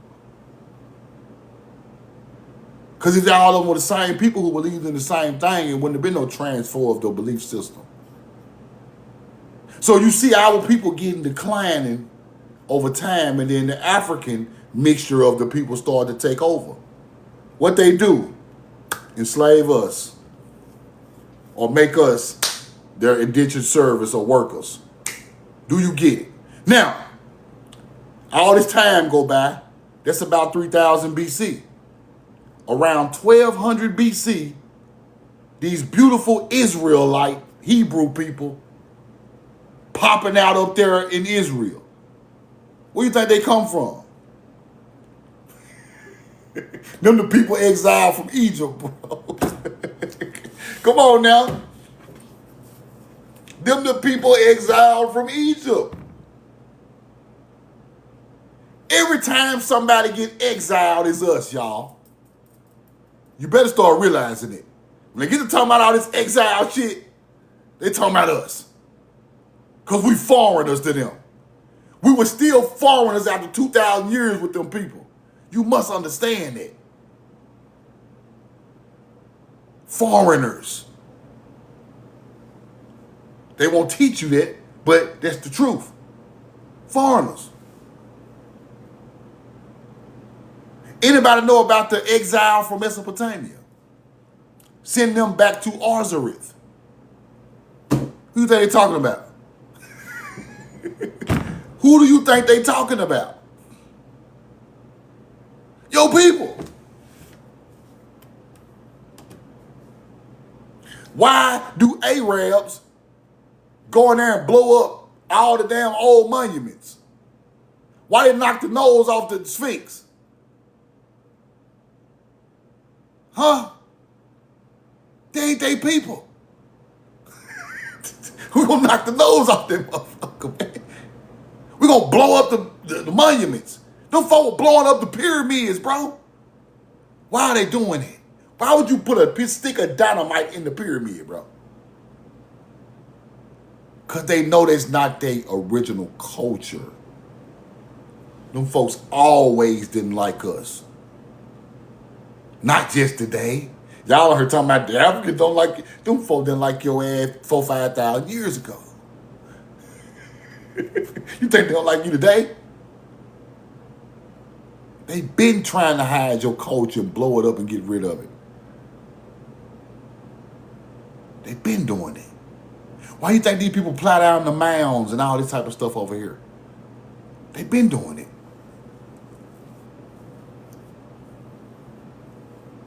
Think about this, y'all. All bullshit aside. If all of us build a pyramid, this beautiful stone pyramid aligned with the stars, when we get done with it, none of us are going to touch it again, bro. Do you feel me? We're going to sit there and just look at it and marvel at it for thousands of years. We're not going to touch a brick on it. Because this is what our people built. Why would Africans who built them pyramids sit there and let them damn Arabs run the land if they built it? Sit there and let them Arabs pull all their ancestors out the ground. It's not they now one of their people. Don't you get it? If y'all so much of an African fucking warrior, why y'all letting them people pull all your ancestors out the ground? Y'all know them ain't y'all ancestors. Or y'all be out there fighting for that land where the pyramids at, bro. Don't that make sense to you? If somebody pull, we know the truth now, great grandmama out the ground, I'm coming out there like a mad fucking Indian. I'm going to meet Cygnus that day. Or somebody else going. Somebody going. If you pull my people out there, somebody going. Why would y'all sit there and let the people pull out? These people still pulling out mummies today. You big bad African motherfuckers. Why y'all over there kicking their ass off the land? Y'all kicking y'all own people out of South Africa, but y'all ain't kicking nobody out of Egypt, pulling out 7-foot gold and copper skeletons. But y'all fighting your own people about selling a damn sock in South America. Do that make any sense? Y'all are not divine, bro. Y'all can stop that. And I ain't trying to be hard on people. It's just the truth. If they are still pulling out monuments out of Saqqara, ancient mummies, gold and silver and copper helmets, still pulling it out to this day. And ain't no Africans over there trying to stop them. Y'all out there helping them pull it out. What you gonna pay me today? $10 an hour? Come on, let's dig up the mummies. You hunter-gatherer. They can't be your ancestors, bro. Ain't no motherfucking way them your ancestors. And you let them people pay you $12 an hour in a loaf of bread to dig them up. And I supposed to believe you motherfuckers. Ain't no way. Ain't no way, bro. Is somebody gonna pay you to go out there and dig your grandma up? Your great-great-granddad up? Can somebody pay y'all to do that? Hell no. So why in the hell y'all let these people dig up y'all so-called African ancestors? Let's pull something up right quick, because y'all think this shit a joke. These people still pulling mummies out the ground over there.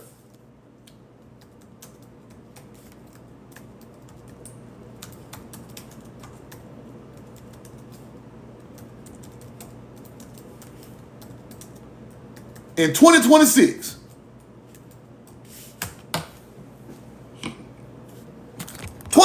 now, still excavating tombs, discovering mummies across Egypt. Massive finds in Saqqara, our damn city. Saqqara, our city, because the motherfucker named after a peregrine falcon, Saqqara. We need to be over there kicking their ass. We just so far away and don't know enough of our history to understand what they doing. That's American blood coming out them damn tombs, bro. Ain't no damn Africans. Still pulling them out. Look at this hunter-gatherer. Look. Arab hunter-gatherers pulling our shit out. And Africans acting like it's them on the internet, but y'all over there on the same land and y'all ain't said nothing. This is snacking utopia. We have supplier relationships from all over the world. Skip this bullshit. I actually don't speak a lot of... The largest and most ancient Let's go look. in Egypt, Saqqara, has once again revealed... Look at the hunter-gatherer. Watch this. I can't even get an ad off to save my life. Watch this. They still pulling them out. Of funerary monuments. So there's a huge amount to find. Look. The mission will end just before the start of Ramadan and will make some fascinating discoveries. Look. Oh my God. A treasure comprised of coffins, mummies, and mysterious texts. And mysterious texts. And Africans, why y'all ain't kicking them Arabs' ass, bro? Ain't them y'all people? Ain't this your people shit? What's going on over there? Look at all them damn palm trees we put in the ground from America. Still over there. Africans way. Y'all know what? That's what I'm finna start asking these people. That's what I'm finna start asking these people, bro. Look, Africans, come on in the live. Why y'all not out there kicking them folks in their ass, bro? Why? I don't get it. Y'all claim all this beautiful divine knowledge, but when they pull into the beautiful divine people out the ground, y'all ain't nowhere to be found. Them ain't y'all people neither, huh? Y'all don't care neither, huh? Excuse me, y'all don't care neither, huh? You don't care because them ain't your people, ain't it? That's why y'all really don't care. Y'all know this our people, don't it? Because if there was some African traditions, y'all would be out there fighting for their land. The last beautiful land on y'all continent. Y'all will be fighting for it right now. These motherfuckers all down in the hole looking like Mexicans. Looking like Mongolians, all in the hole. Putting out melanated copper colored people. And y'all ain't saying nothing. On the same land them people on. That's what I thought. It's not y'all people. Y'all don't care. Y'all don't care. Them folks that got rich off pulling minerals out of these places, and y'all don't even care. But y'all charging y'all own people, hitting your own people with a whip, because they sold a piece of bubble gum in South America. Low vibrational.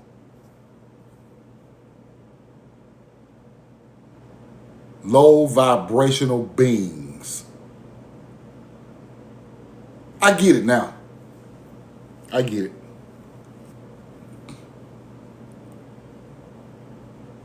I told y'all America not only ours, Egypt ours too. The Fertile Crescent ours too.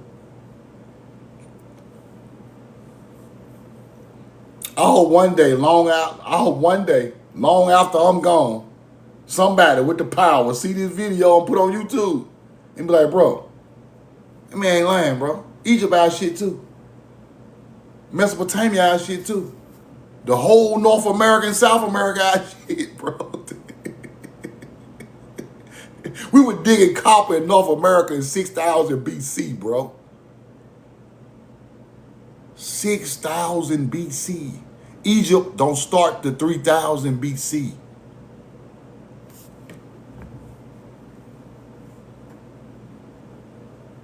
Roll the corn. The Native Americans called them people the Yam Kodesh, the holy people.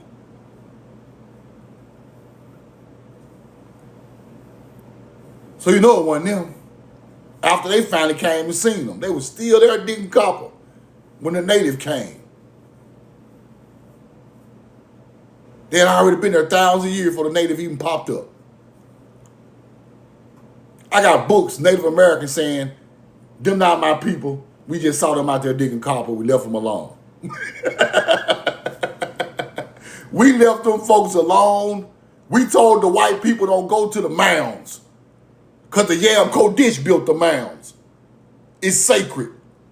Native Americans told white folks don't take your ass to the mound. They already knew it before when the colonizer pulled up. Now one of y'all don't supposed to be on the mound. This real history now. This ain't no freestyling. Go look it up. Native Americans said, don't you take y'all ass to the mound because we don't go. Now today, how Native Americans own the mounds. It don't make no sense. When in prehistory, y'all told nobody not to go out there because the Yam Kodesh people built it. They built them gardens. They built them damn rivers and ravines and ships. Them our ancestors. The greatest people on the earth. Anybody digging copper at 6,000 BC is the truth. The absolute truth. You got to make your own tools. This is super prehistoric. Egypt ain't got shit on that. Egypt 3,000 years later. Hell yeah, y'all need to go build something.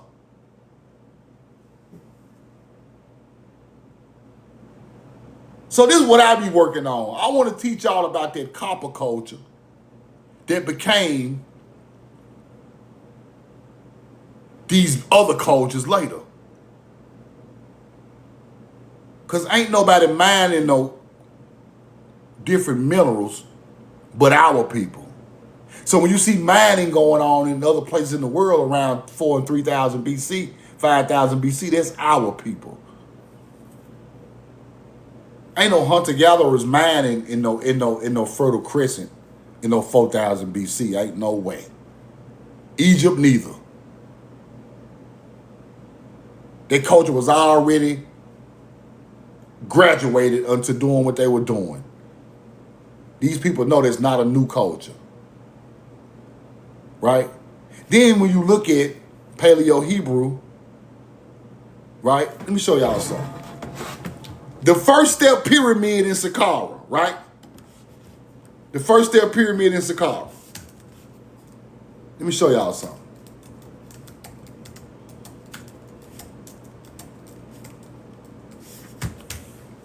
First you go from the glyphs, then you go to actual stuff, right? You come from the glyphs first, then you go to actual stuff. See, then what you got to understand. It's a glyph, and then it's actual stuff. Right? Now, they're going to sit here and try to make these people the Mi'kmaq Indians. Right? These people is not the Mi'kmaq Indians. They can stop. Now, look. They're going to try to make these hunter-gatherers the Mi'kmaq Indians. See Mi'kmaq? Now watch this. These the Mi'kmaq Indians, huh? If y'all don't get the hell out of here, and y'all got fucking rifles, y'all are down with them damn hunter-gatherers. Y'all got rifles and shit. Roll the call. They'll put up any type of stupid-ass picture. Now they're going to look at the language.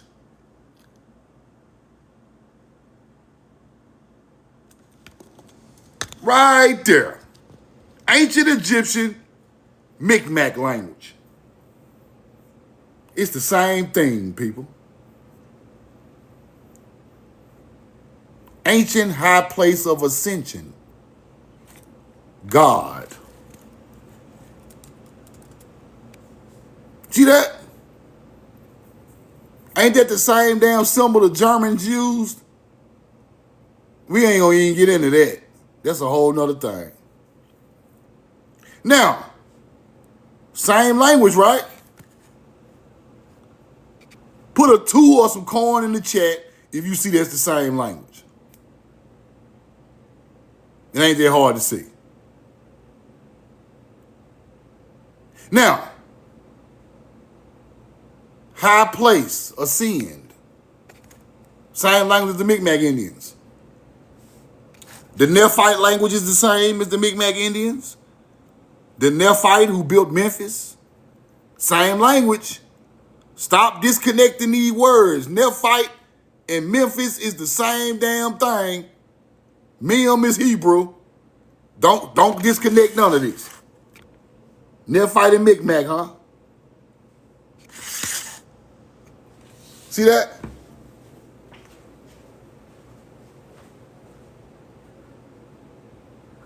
Now,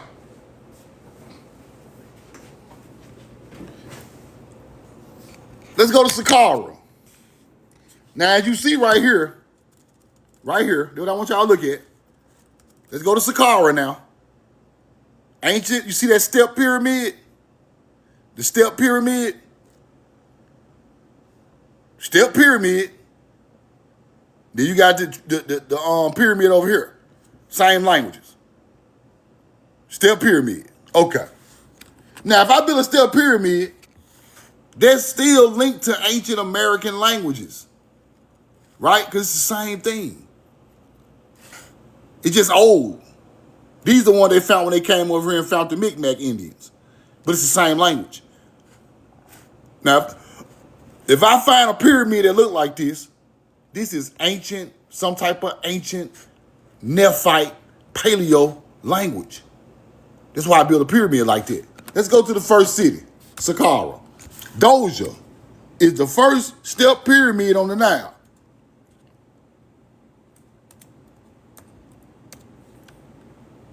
Let's see how it look. Just like that pyramid in the glyph, huh? Same pyramid as in the glyph. Same thing. Same thing. Now, before you can build something like this, you got to have an idea for it, and it got to already have a culture for it. You just don't build nothing like this out of nowhere. You got to have a culture for that. It come right out the languages, people. Oh, come on. Saqqara. This sits in the city of Saqqara. It sits in the city of Saqqara. Right? Those are pyramids, Saqqara. There you go right there. Saqqara come from Saqqar. Saqqara. Saqqar.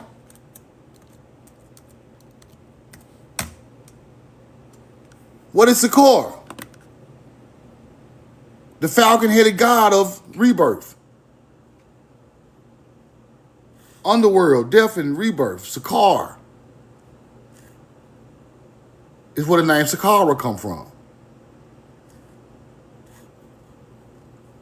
Saqqara is these people. You think that shit Egyptian. It's not.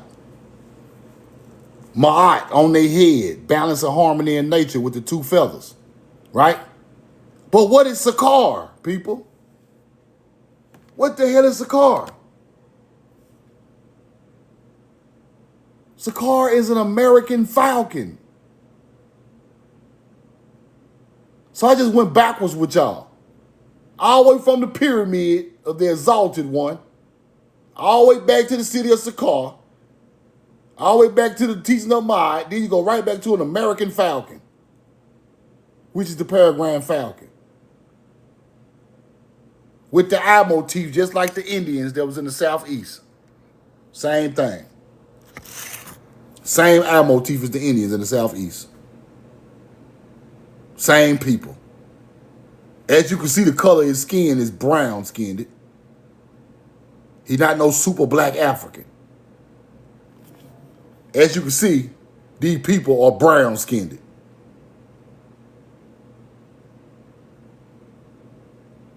Saqqar is before Horus, people. Saqqar is the first dynasty.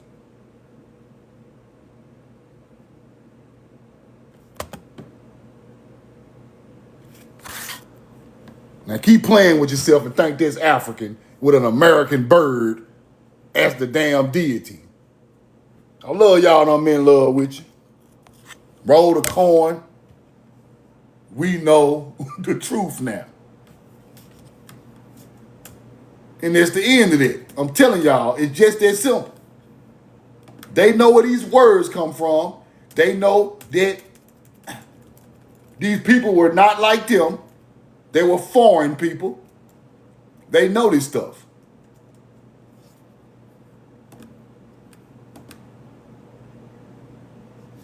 And the Smithsonian already knew that Saqqara ain't got nothing to do. It's just our people, them ancient mound builders, over there in Egypt. They knew it. I'm telling you. They know it.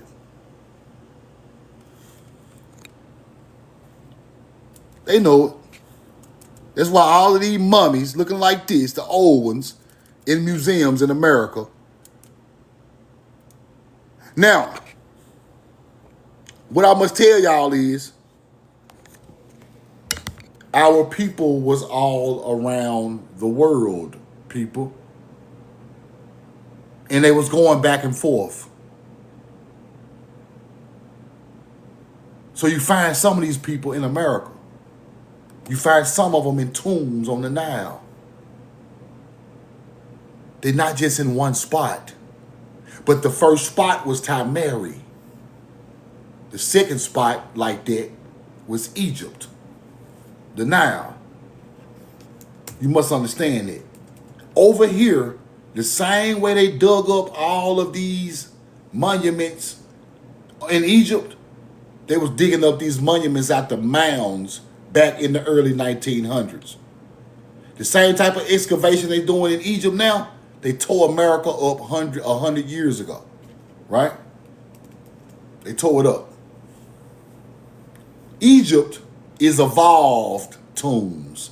So you just can't find Egypt tombs just walking up and find no mound. See what I'm saying? It's evolved. Ancient America just got mounds right there where the people at. All you gotta do is turn the mound up, you're gonna find them. They're right there. But it had evolved, right? Same way, like in Mexico, they had to keep on digging and digging and digging and digging about the pyramids to find more stuff. But in North America, you just go to the mounds. That's the ancient culture before all of these hidden tombs and all of this stuff was packed on top of stuff. And they just go to the mounds. And then when you get it out the mounds, you take it to the Smithsonian. Them people know the mound builders' bones are Negro bones. Melanated people bones, they know it. They know that that same bloodline in the mounds go along with Egypt. And the Ube culture. The first Chinese. They know this stuff. They know it. It's not about them hiding giants, people. It's about who are the giants. They don't care if you know they tall or not. They don't want you to know who kind of people they were. They don't care nothing about the tall, big giants. They want to hide what kind of people they were. That's what they really had. Not that they tall.